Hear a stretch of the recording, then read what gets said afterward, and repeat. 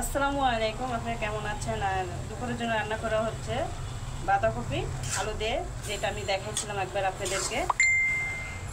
একটা সবজির মতো খুব ভালো লাগে এটা, বিশেষ করে আপনি পরোটা ভাজি বা ভাত পোলাও যে কোনো দিয়ে খেতে পারেন। আমি আজকে অন্য ব্যাপারে একটা কথা বলবো। আমাদের সমাজে কিন্তু এখনও অনেক কুসংস্কার কিন্তু বিদ্যমান। আমরা বিশেষ করে দেখা যায় যে আমি যখন ছোট ছিলাম, আমার মাই আমার সাথে যেটা করতো, যে ভাত রান্না করা হতো, তখন প্রথম ভাতটা কিন্তু উনি আমাকে দিত না, একটু বেড়ে রেখে তখন দিত।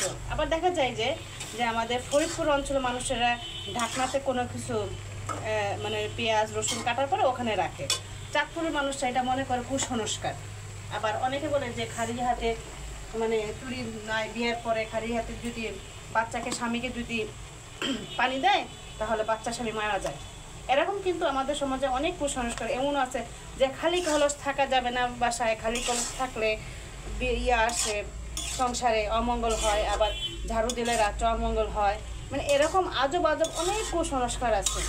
আমার বাসায় একজন আছে, আমার হাজব্যান্ডের কথা বলি, যখন এরকম মাঝে মাঝে বলে, তা আমি বললাম কি দেখো, আমরা যদি প্রকৃত অর্থ যদি আমরা ইসলাম ধর্মটা যদি মানতাম বুঝতাম, তাহলে যে আমাদের যে সমাজের যে কুসংস্কারগুলো যে আমরা যে করি সেটা কিন্তু হতো না।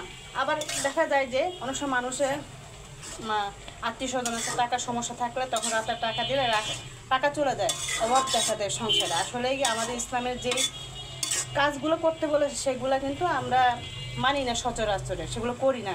বা সেগুলো যদি আমরা হাদিসগুলো পড়তাম বা আল্লাহর যে নিয়ম বিধিগুলো আমরা জানতাম, তাহলে যে এই যে সমাজে কুসংস্কার, তাহলে আমরা এগুলা থাকতো না। তার সবাই ভালো থাকবেন আর এই কুসংস্কারগুলোর থেকে আপনারা দূরে থাকবেন। খুদা হাফেজ, বাই, শুভ দুপুর।